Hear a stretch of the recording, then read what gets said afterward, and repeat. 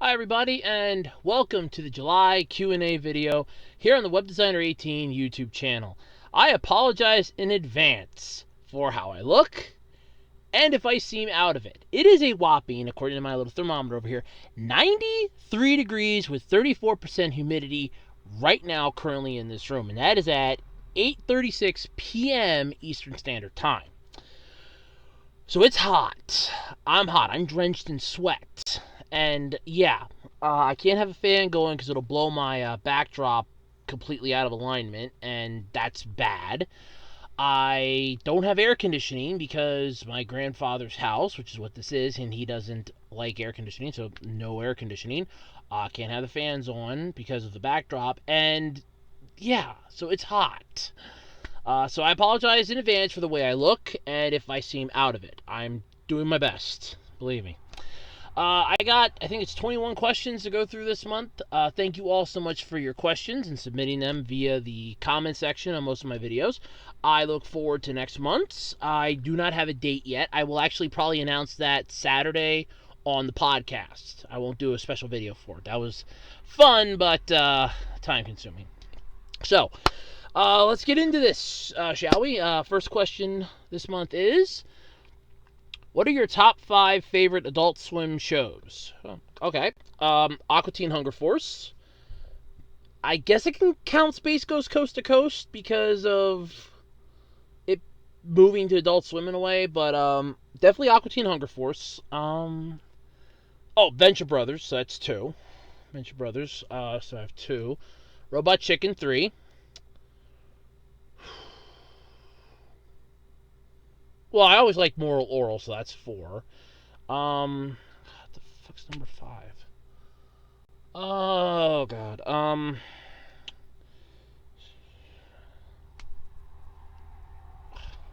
Teen Hunger Force, Venture Brothers, Robot Chicken, Moral Oral. God. I can't think of a 5th one. Well, I guess I could say King of the Hill, but again, I just throw this one in for like any random Fox show that found its way onto Adult Swim, or any of the other shows from my childhood that were rebranded for Adult Swim. Just put it that way. So it's a randomized answer for selection number 5. Yeah, that's basically all I got for that one. Number 2. What are your least favorite Adult Swim shows?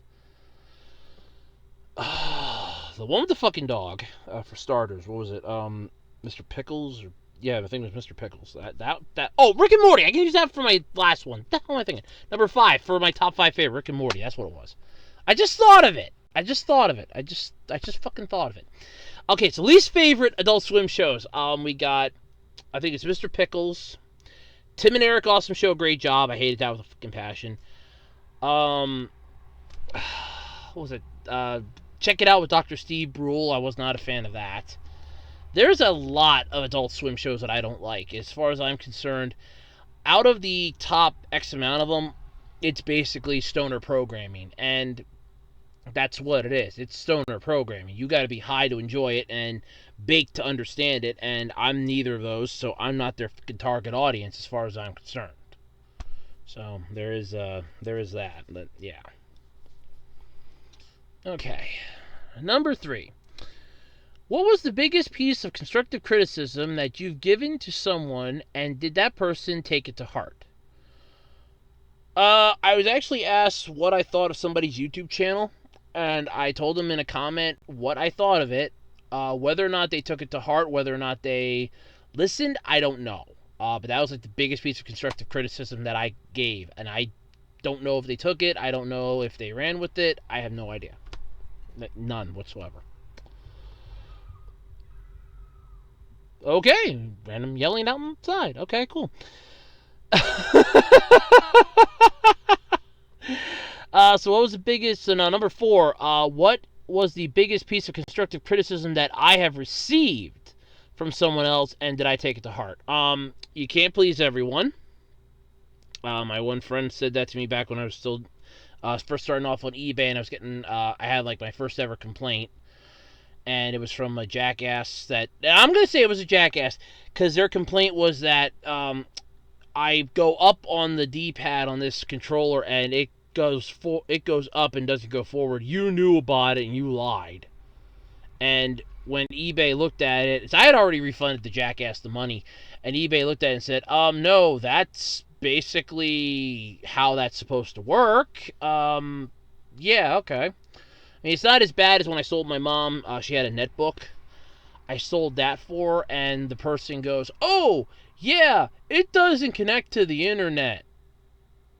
Okay. How does it not? Well, I took it someplace to get an OS put on it. Now it doesn't connect to the internet.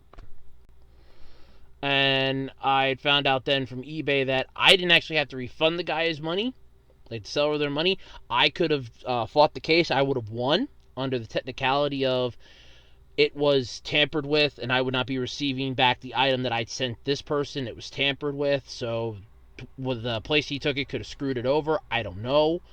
And I learned a lot from that, but basically, you cannot please everyone. That is the one thing that I have taken to heart and learned above all else.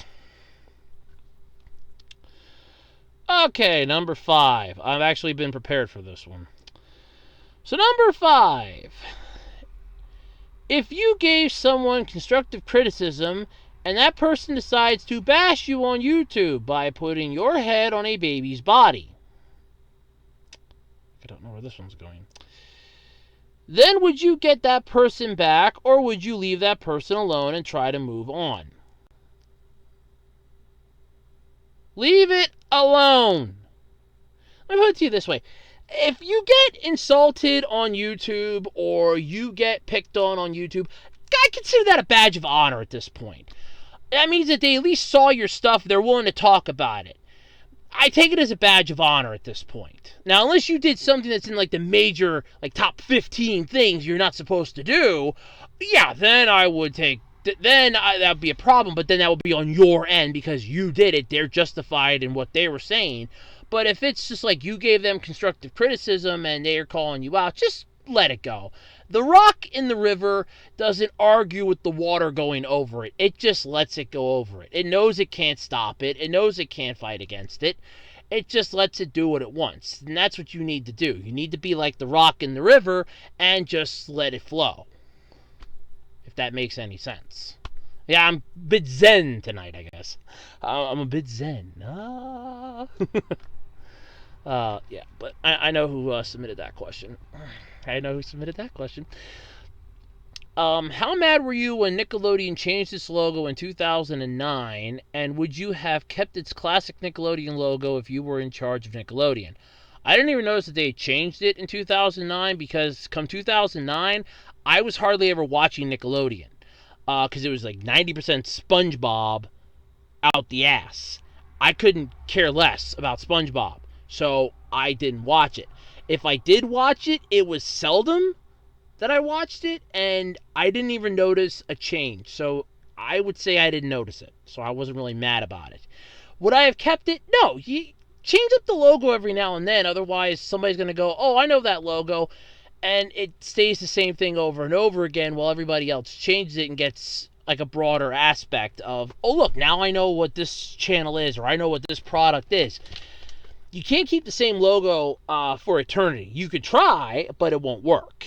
You know, you'll get screwed in the end. But I wouldn't change it. I would change it. I wouldn't keep it the same all the time. So, yeah, no. I mean, I'm a perfect example. I changed the logo on my podcast every year. I change the rant video logo every now and then. I do a lot of stuff. So, yeah. Well, there is that. Let's see here. Number 7. If you could run YouTube, knowing what you know now, then how would you run it?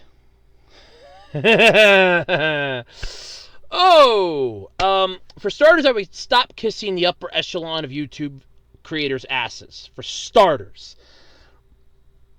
That is the one thing that always bothered me, is that if you have like 1 million or some subscribers, YouTube would flat out kiss your ass and call it ice cream more than they would do anything else. They would just flat out kiss your ass, call it ice cream, problem solved.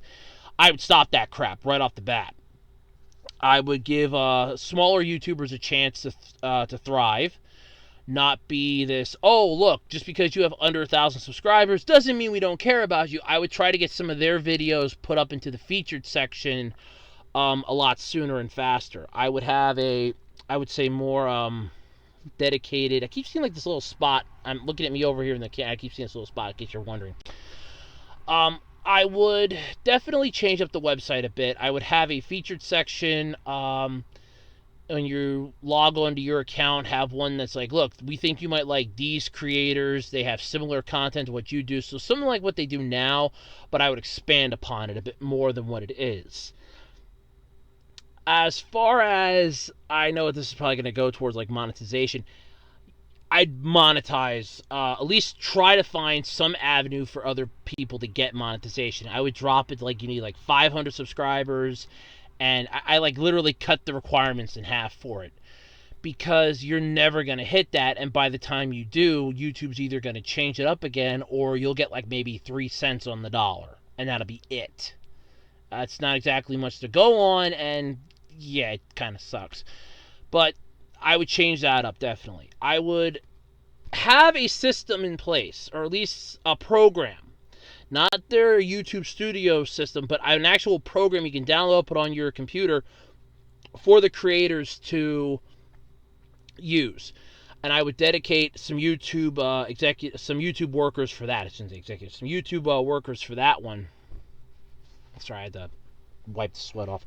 Definitely get some YouTube workers for that one. Create a program, use one of the open source codes, and basically make a better program that'll help people upload their videos faster. Like, oh, look, you have this massive of a video. We can upload it right away via this program and compress it down so that it'll upload faster, then expand it upon it uploading to your server. That would be an idea. So that way you could have 1080p high-def videos, and it would only take like maybe half an hour to upload them, because it would be going up like the size of an email file, and then like a zip file almost, and then it would expand inside, go, okay, this is your video, let us process your video, and the processing would be unzipping it, and there's the whole video, and it's like, okay, we have the video now, something like that. But definitely I would change up the way YouTube treats its creators a hell of a lot better. We are treated like garbage unless we are the upper echelon of YouTube, and even then, you have to do more outside marketing, branding, and other stuff in order to get anywhere on YouTube. You just can't go, oh, I'm going to start a YouTube channel and I'm going to get rich off my ass on it. No, you're never going to make money on YouTube. You have to do brand deals, outside stuff. I mean, affiliate links galore, just to even break even. There's no money in YouTube, basically, unless you're upper echelon. You're like Markiplier, PewDiePie, and those that are like high up. But if you're low down to the tier like the rest of us, forget it. You haven't got a chance in hell of getting monetization. You have a better chance of I'm gonna move this down a little bit. There we go. You have a better chance of lighting your pants on fire and surviving than getting monetized. There, I said it. All right, number 8. Favorite food besides pizza? It's a casserole dish. It's called sausage bake. My mom makes it. Beautiful. I love it.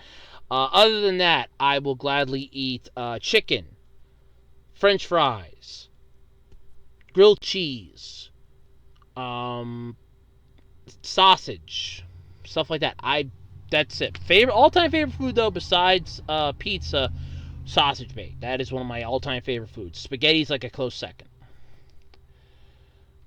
Number 9. Have you seen Foster's Home for Imaginary Friends? Yes, I have. I actually watched it when it originally premiered on Cartoon Network, and I mean, it's like, I liked it, but like I liked it, but it wasn't.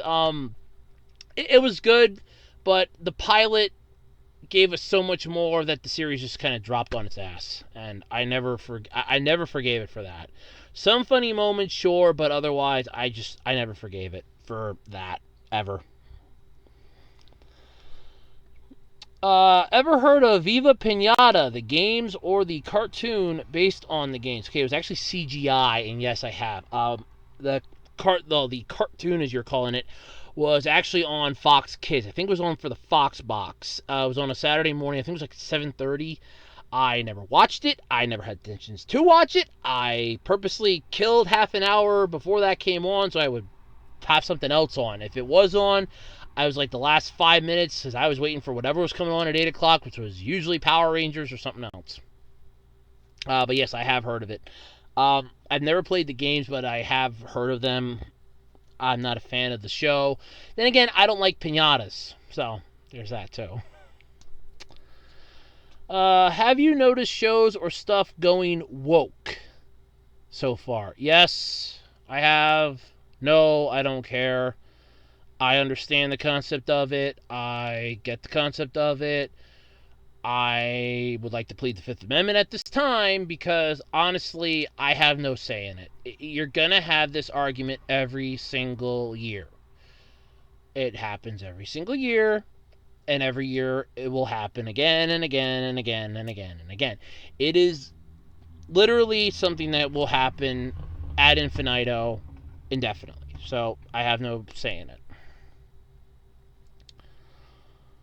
Favorite Muppets from the Muppet Show? I am a humongous fan of the Swedish Chef. Fun story. My mom and I went down to Washington, D.C. on my birthday the one year. Actually, the day after my birthday, because my birthday was on a Friday that year, so we actually went down that Saturday the 19th. And there was at the one Smithsonian museum, there was a display that had the Swedish Chef, Rizzo the Rat, and something else. I think it was a couple of the rats, and I know Rizzo was one of them. But the Swedish Chef was there, and I'm like, Swedish Chef, it's the Swedish Chef. I had to get a picture of this thing. In fact, I still have the picture yet on somewhere. It's a digital picture. I still have it somewhere. But I am a huge fan of the Swedish Chef. I've always thought the Swedish Chef's stuff was funny. I think it's hilarious. I'm a huge fan of the Swedish Chef. The other Muppets, I'm not a big, humongous fan of Kermit or Miss Piggy. Rolf wasn't really one of my favorites. Fozzie was, let's face it, annoying. I think Statler and Waldorf weren't bad. Gonzo's pretty good, but Swedish Chef, all-time favorite, hands down, Swedish Chef. Favorite adult show? It can be cartoon or live action. Futurama, King of the Hill, Simpsons. I don't really know where else to go with that. Like Doctor Who, in a way, but that could also be for kids. Let's see. Number 14. Have you ever been in a relationship? No. I am still single. Basically, let me put it to you this way. If you ever have a volcano and they're looking for a virgin to sacrifice, hi! I can actually go. So, yeah. No, I have not. I've never been in a relationship. I know I kind of stated this a couple times, but I still stand by it yet. I am the type of guy that could never get laid in a women's prison with a handful of pardons. And if you know that joke, you know what that means. It means I have no chance of ever finding somebody to be in a relationship with. No chance in hell of it. So, yeah, no. I've never been in a relationship. No.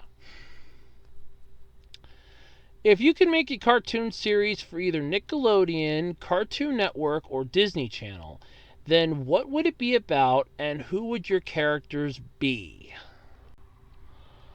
I'd probably go something for Cartoon Network because honestly, Nickelodeon can kiss my ass with SpongeBob, and I'd rather not have anything that tries to compete with that son of a bitch, and Disney can just blow themselves.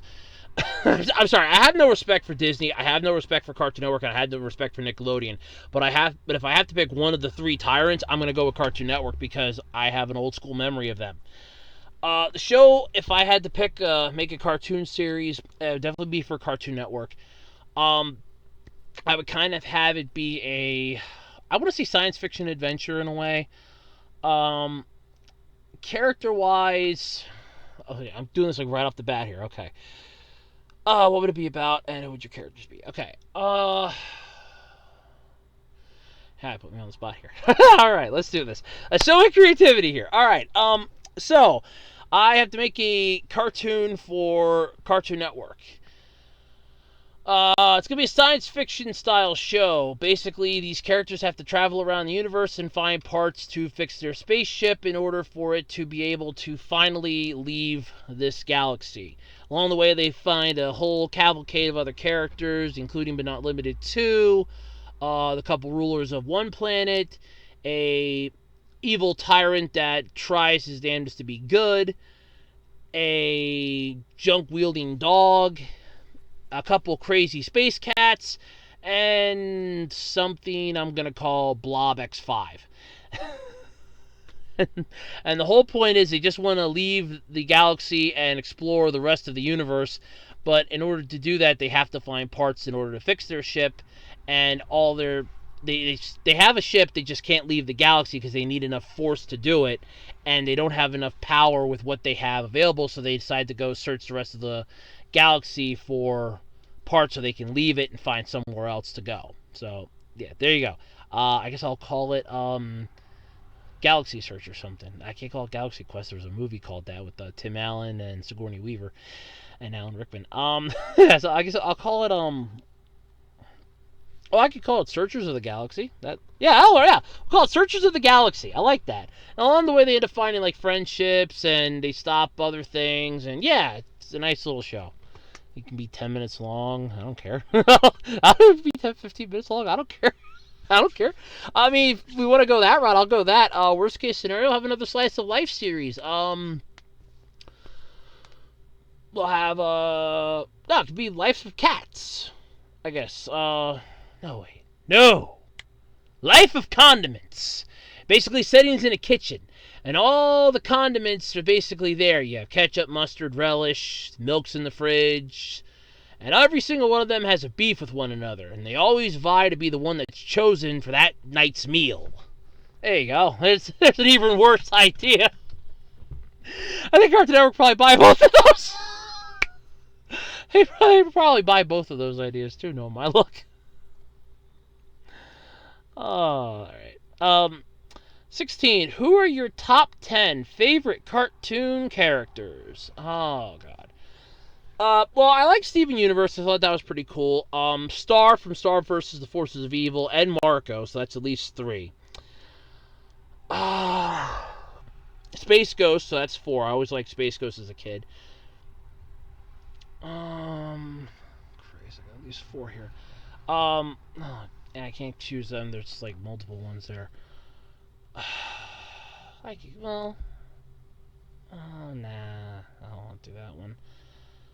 Well, Iron Man. So that's a cartoon character from his animated series. So that's 5. So I'm halfway there.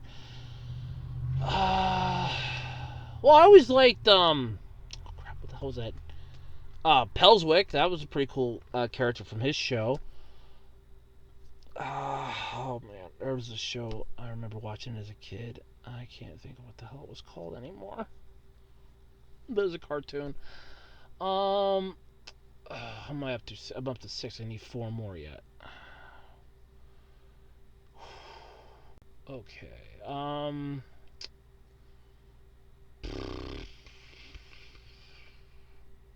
Damn, I got 6. I need 4. I can't just rattle this off.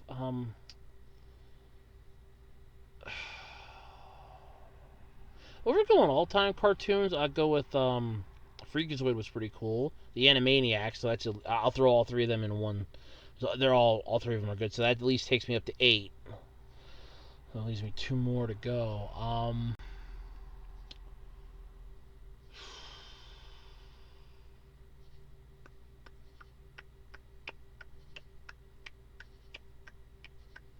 Well, Optimus Prime, so it's a cartoon, so that's 5. And crap, what the hell was that? Oh, Inspector Gadget. That makes 10. I'll just go with Inspector Gadget. I couldn't think of the one other show when I was a kid I would watch, and there was a show. I just cannot think of it, but yeah, I'll go with that. So that's number 10. So there you go. I'm not going to try rattling them off again. I don't think I could. So, yeah. Okay, number.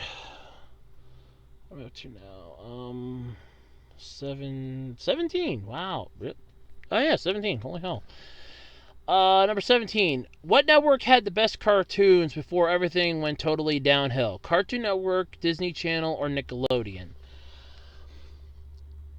Before everything went to shit, it's a tie between Cartoon Network and Nickelodeon. With Disney wasn't even a freaking bleep on the radar. Cartoon Network at least had a balance of action and, childhood stuff. They had old Tex Avery shows, Warner Brothers stuff, a lot of the stuff in the Turner Library.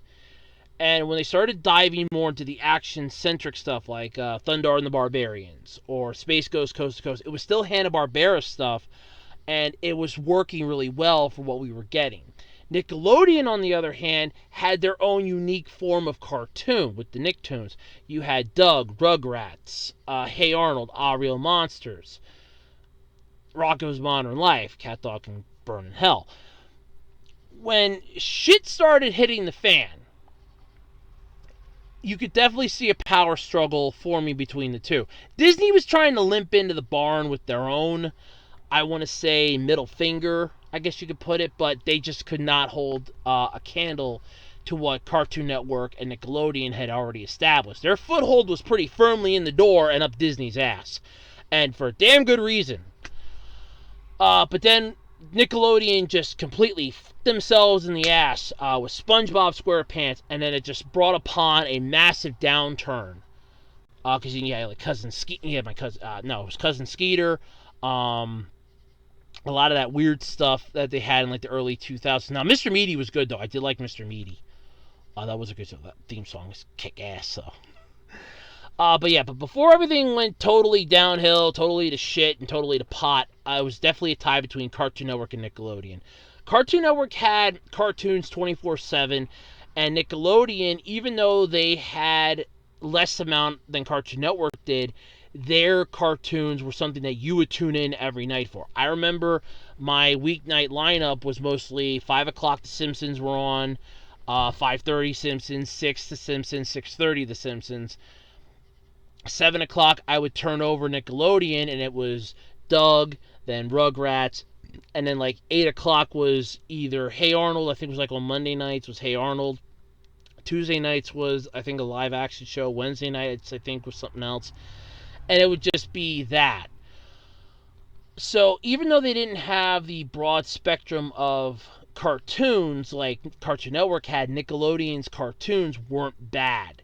So it's definitely a combination of the two. Nickelodeon had its upsides, and Cartoon Network had its upsides, but both of them balance each other out perfectly. It was when Nickelodeon decided to change up the formula by throwing in that little yellow annoying bastard that they threw the monkey wrench into the perfect mechanized system that had no issue. With Disney getting the rights to Doug didn't help either. Rugrats running its time into the sun, into the ground, and then going to all grown up route, which fucking sucked ass. The Wild Thornberries weren't bad. Rocko's Modern Life was good. And it was just the cartoons that Nickelodeon had at the time were better than what Cartoon Network had to offer, but Cartoon Network had a much more variety. They were 24/7 cartoons. So you could watch stuff at like 2 o'clock in the morning. You could watch cartoons. There was like Wait Till Your Father Gets Home, or the Banana Splits, stuff like that. Nickelodeon, come 9 o'clock when I was a kid, it was Nick at Night. And at that point, it's more adult shows, like sitcoms, things like that. You don't watch those as a kid.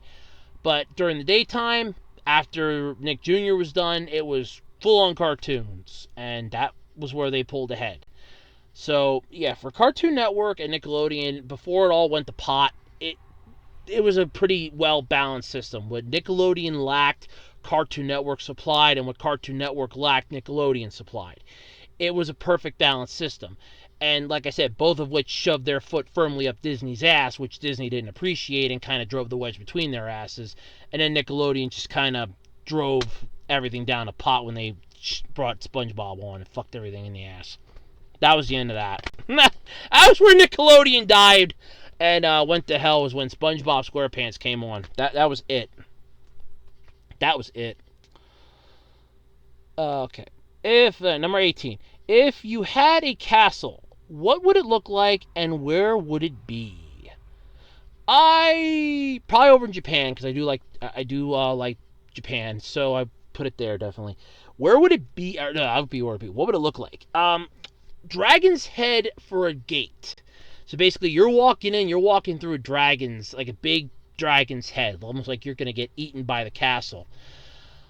Um, Really unique style of inside. So basically, not that open courtyard crap that you would see a lot of them having. But I would definitely have a small courtyard, but there'd be like a massive wall in between it and where the courtyard is, so that in case it would ever get attacked, there's a defense to block it in a way out. Going upwise, I would probably not have like open tier, sort of like what it looks like this for like a spire. I know what the term is, but I can't think of it. I wouldn't have that, but I would have something similar to that you could just kind of like as you're going up, pop it open, and then you could kind of like make a sort of makeshift window lookout tower. So basically, it looks like it's not complete at the top, but as you're going up, you like push a button and it kind of spins a gear up that kind of pushes it up, and then it just melts it right on top of the other blocks. And then you have like a window that you have protection, and then you can see out in case you have to. And I would have that for the front and the back.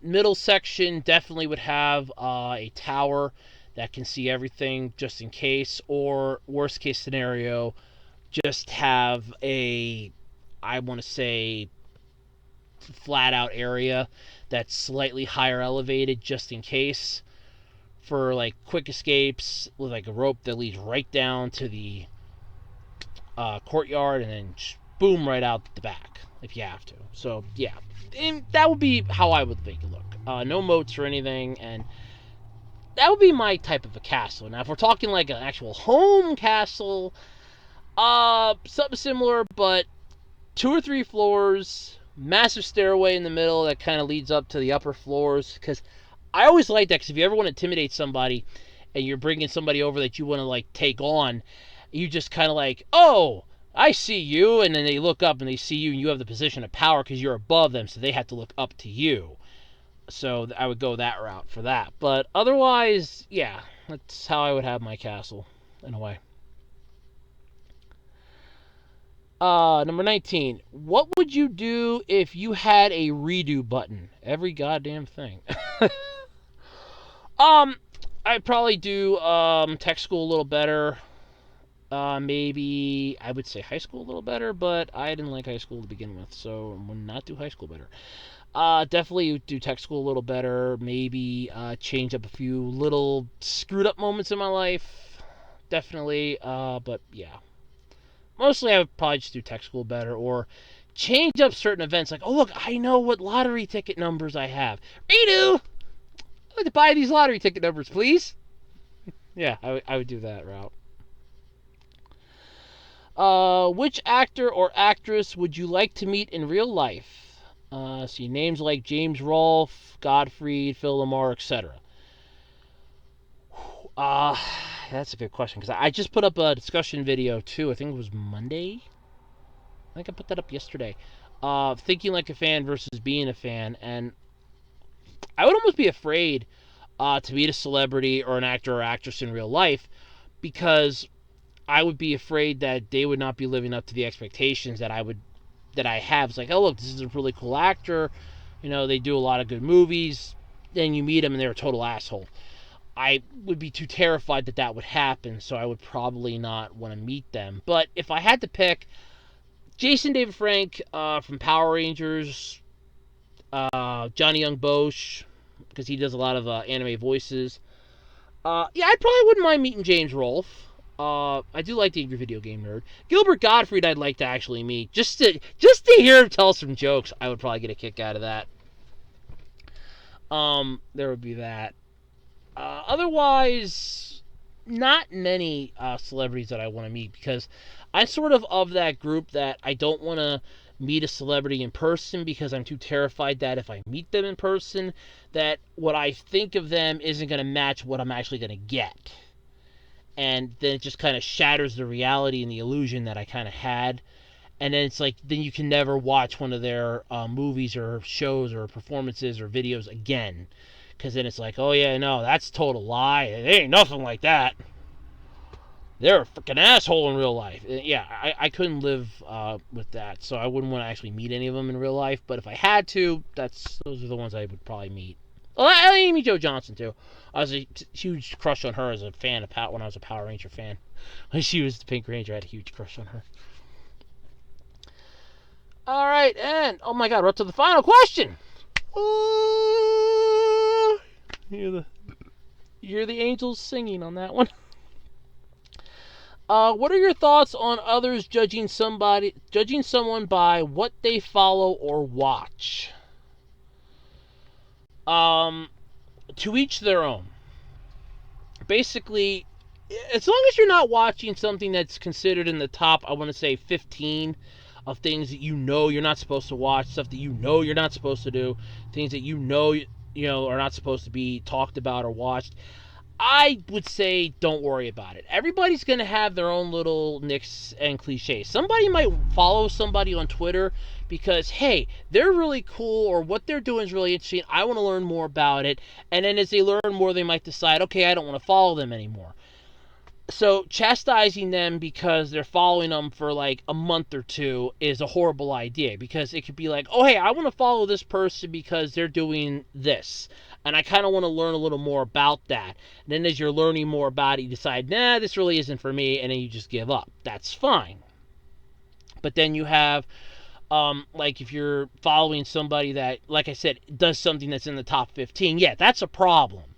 Then I could see somebody judging you by that. But otherwise, like, if you're a person that's into cartoons and you like drawing, like, let's say you want to make a kid's cartoon and you're drawing like toddlers or elementary school kids for said cartoons, so you're following like artists and that are really good at doing that have done like kids related programming before, and somebody chastises you because, oh, they did this or this, you're not following them because of what they've done. Or because of certain actions they've done. You're following them because you're trying to learn how they drew the character that they drew, to try to get some ideas for your show.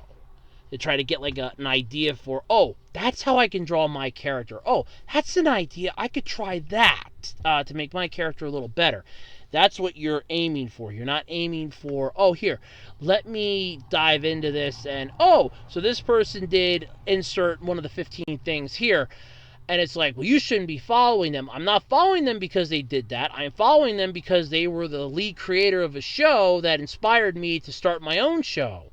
That's why I'm following them. What they do in their personal lives, that's not my problem. I'm following them on a professional level, not their personal bullshit. I don't care about that. So that's sort of my take on that. I mean, if you follow or you watch videos from somebody that did something horrible, it's your discretion if you want to stop watching them. I'm not going to tell anybody, oh, stop watching this person because they did this or this. Because that person might not have done it, or they might have done it, and yeah, okay, if they did it, by all means, stop watching them. I won't, everybody will be doing it, but if it's somebody that you're following on a professional basis because they drew this character and that inspired you to do this, what they do in their personal life, that's not your concern. That's their personal life. You're following them for the professionalism that they gave for the show that they did, if that makes any sense. I mean, that's the best way I can answer that question. I know somebody's going to misinterpret that somehow, but that's like the best way I can answer that question, I guess. But yeah, still, like I said, somebody's going to misinterpret it. I know it, but that's the best way I can answer that one. And that's the end of the Q&A. Wow. And my shirt is soaking wet from sweat up here, too. Great. Yeah, that's it for the Q&A then this month. That's all the questions. So let me blow up my camera screen here. Boom. All right. Thank you, everybody, for tuning in. Like I said, I will put up the date for the next one. I'll probably announce it Saturday on my podcast, which will be the first one for the month. Be the first. God damn it! Already into August soon. Oh God, this year's starting to go by a little faster than people wanted. People wanted it to go by faster beforehand. Now it's going by faster now, and I'm trying my damnedest to keep up. But yeah, so otherwise, thank you all though so much for following me, subscribing to my channel, and everything else. And until next time, as always, I'm Andrew Rhodes, Web Designer 18. Follow me on Twitter at @OTakeYourRoads. Check out the official Web Designer 18 Facebook page. Don't forget to nail that subscribe button. Hit the thumbs up, thumbs down video. Let me know if you like this video, you want more of this, or if you want me to just go to hell. I'm used to that. Don't forget to leave a comment. Apparently they're good for the YouTube algorithm. God knows we need that improved. And until next time, I'm Andrew Rhodes. I'll see you next month. Don't forget to tune in for the podcast. Andrew discusses, Andrew rants, Andrew reviews, and some of the new stuff coming out soon on the Web Designer 18 YouTube channel. So when you smash that like button or that subscribe button, make sure you bam the notification bell so you are aware of any and all videos that come out. You don't want to miss something. And until next time, I'm Andrew Rhodes, and this has been the Q&A. Bye, everybody.